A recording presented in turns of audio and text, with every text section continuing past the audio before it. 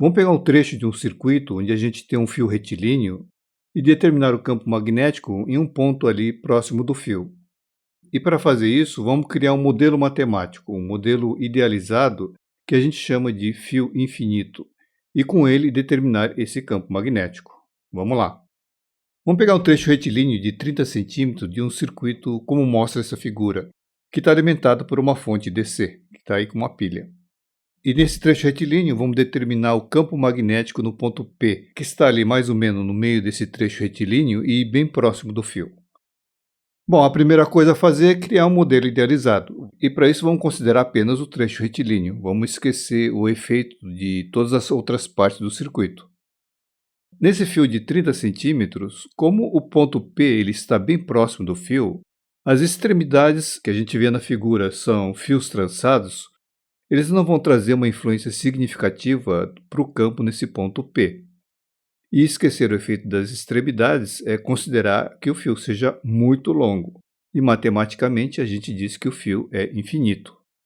Então, o modelo matemático para a gente trabalhar vai ser algo como isso aqui.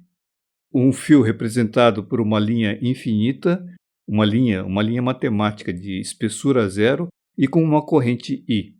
Dessa forma, o problema fica reduzido a determinar o campo magnético de um fio infinito, filiforme, num ponto distante R do fio.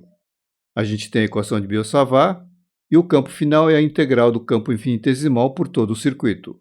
Como a gente só está pegando o trecho retilíneo do circuito, a gente pode escrever desse jeito aqui. Veja que isso é uma representação simbólica, é apenas para lembrar que o fio ele vai de menos infinito a mais infinito. Caso a integração ela caia com uma variável que represente o comprimento do fio, daí sim, esse que está entre parênteses, esse limite da integração que está entre parênteses, ela vai se transformar no limite da integração. Bom, o que a gente tem então? Pela equação 1, a gente vê que o vetor dB ele vai ser perpendicular ao plano que contém o vetor ômega e o vetor dl. Vamos fazer primeiro uma análise geral e depois a gente volta para a formulação matemática do problema. Aqui eu tenho um desenho com um fio sobre o eixo Z. O dl é um pedaço do fio ao longo da corrente, então ele está ali sobre o eixo Z. E o vetor ômega é o vetor que sai desse dl em direção ao ponto P. O produto vetorial dos dois dá esse dB, que é perpendicular ao plano, esse plano aí que está chureado aí em verde. Então isso é o que a gente teria no ponto P. Vamos pegar agora um outro ponto à mesma distância do fio. A gente tem algo como isso aqui. O vetor ômega ele vai mudar de direção e a orientação do dB vai ser tangente à circunferência aí de raio R. Vamos ver o módulo. O módulo do vetor é isso aqui. Fazendo as contas, a gente tem então uma dependência do seno do ângulo entre o dl com o ômega e do ômega em si. Dá para ver que nesse caso esse ângulo não vai mudar, nem a distância ômega. Portanto, o vetor dB para todos os pontos nessa circunferência, eles vão ter a mesma intensidade, vão ter o mesmo tamanho e sempre vão estar orientados tangente a essa circunferência. Bom, isso sugere então que o sistema de coordenadas que a gente tem que usar aqui é o sistema de coordenadas cilíndricas. Vamos ver agora como é que fica o campo no ponto P. A gente tem isso aqui. Para o elemento que está lá embaixo, eu tenho isso. Para o outro aqui na origem, a intensidade é maior, o vetor no desenho é maior, e tem a mesma orientação que o anterior. Um outro elemento aqui mais para cima vai diminuir a intensidade e continua com a mesma orientação que os anteriores. E um outro aqui mais para cima vai diminuir ainda mais a intensidade, mas mantém a mesma orientação. A resultante é a soma vetorial desses dBs. E como todos têm a mesma orientação, ela vai se transformar numa soma comum. Vamos agora escrever tudo isso matematicamente. Então, o sistema de coordenadas adequado é o sistema de coordenadas cilíndricas. Então, vamos colocar o fio sobre o eixo Z e a corrente orientada segundo esse eixo. Dessa forma, um pedaço do fio, um dl do fio, ele vai ficar ao longo desse eixo. Então, a gente vai ter que o vetor dl é um dz ao longo do ez. Vamos determinar o produto vetorial de dl com ômega que aparece na equação do dB. O dl já está representado como um vetor ao longo do ez. Então, vamos ver uma forma de representar o ômega. Para representar o vetor ômega, a gente pode usar o vetor unitário, que é um vetor de tamanho 1 ao longo dele mesmo, o e ômega. Aqui na figura a gente tem ele. O vetor ômega é um vetor que sai do dl para o ponto P, e o e ômega acompanha ele. Aqui na figura, o EZ aqui no fundo, ele fica ao longo do eixo Z, e vamos transferir esse EZ e o e ômega para o ponto P, para ficar mais fácil da gente ver. E dessa forma a gente pode ver que o produto vetorial do EZ com o e ômega vai dar um vetorzinho ao longo de eθ. Esse eθ é perpendicular ao EZ e ao e ômega. Mas o EZ e o e ômega, eles não são perpendiculares entre si. Vendo num plano que contém o eixo Z e o ponto P, eu tenho isso aqui. Veja que o e ômega ele vai fazer um ângulo, digamos que beta, com o eixo Z. Então, no ponto P, a gente também tem esse ângulo beta entre o EZ e o e ômega. Bom, representando o vetor ômega com seu vetor unitário, a gente tem isso para o produto vetorial. Esse produto vetorial de EZ com e ômega, como o módulo desses vetores é 1, esse produto vetorial aqui vai dar seno de beta ao longo de eθ.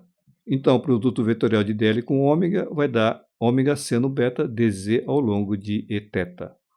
Substituindo isso na equação do dB e fazendo as contas, vai dar isso, μ0i sobre 4π seno beta sobre ômega ao quadrado dz eθ. O campo B no ponto P é a soma dos elementos infinitesimais, os vetores infinitesimais dB, onde esses dBs são devido então a esses dl ao longo do fio que se estende de menos infinito até mais infinito. Veja que a gente pode escrever agora o limite da integração, pois aparece o dz explicitamente no integrando. Então, a integração é de menos infinito a mais infinito. Agora veja na figura, se eu altero a posição, a coordenada z do dz, e faço ele variar então de menos infinito a mais infinito, nesse processo o beta e o ômega eles vão também variar. Mas a corrente continua a mesma. A corrente I é a mesma para todos. Então, o μ0i sobre 4π é uma constante da integração e a gente pode tirar ele para fora e a gente tem essa forma final. E agora é só resolver essa integral. A integral é essa, e ela pode ser resolvida em beta, ômega ou z. E qual delas utilizar? Bom, não existe uma receita, é na base da tentativa e erro. Pega uma variável, se complicou, tenta com a outra e até encontrar uma que fique mais fácil. E aqui, uma vez feito o test drive, a gente vê que é mais fácil resolver em beta.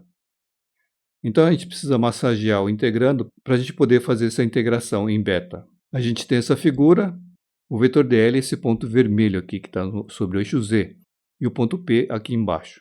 Esse dl tem coordenada z e o ponto P está distante r da origem. E o ômega, a reta entre o dl e o P. Esse ômega faz um ôngulo beta com o eixo z. Então, esse ângulo interno aqui do triângulo vai ser 180 menos beta. Então, a gente pode escrever que z é igual a ômega cosseno de π menos beta, que vai dar menos ômega cosseno beta, e o r é ômega seno de π menos beta, que vai dar ômega seno beta. Combinando as duas, a gente tem que o z é igual a menos r cosseno beta sobre seno beta. E também, usando r igual a ômega seno beta, a gente tem que o ômega é r seno beta. Na integral a gente tem um dz, então a gente precisa produzir um d beta. Naturalmente basta calcular dz d beta, que vai dar que dz é igual a r sobre seno ao quadrado de beta d beta. Agora precisa encontrar também os limites da integração. Então a gente tem essa figura aqui.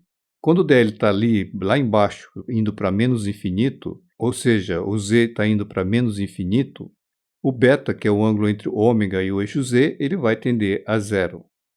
E caso o dl esteja na parte de cima, com o z indo para mais infinito, dá para ver que o ângulo vai tender a 180 graus, vai tender a π radianos.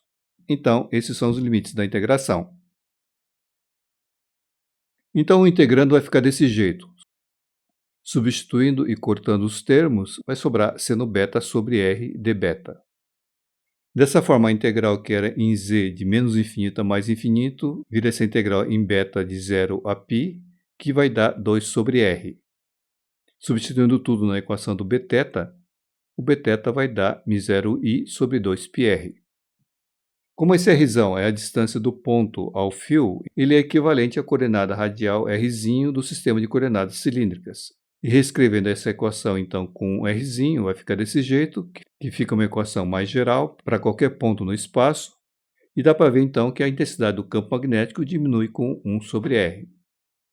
E lembrando que é um fio filiforme, ou um fio matemático de espessura zero. Então a gente tem uma singularidade em R igual a zero. A representação vetorial do campo é essa aqui, onde está desenhado o campo B junto com o eθ em diversos pontos no espaço. Representando por linhas de campo, a gente tem esse cenário. Então essas linhas de campo circulares que se fecham em si, com linhas próximas representando um campo mais intenso próximo do fio e linhas ralas em pontos distantes.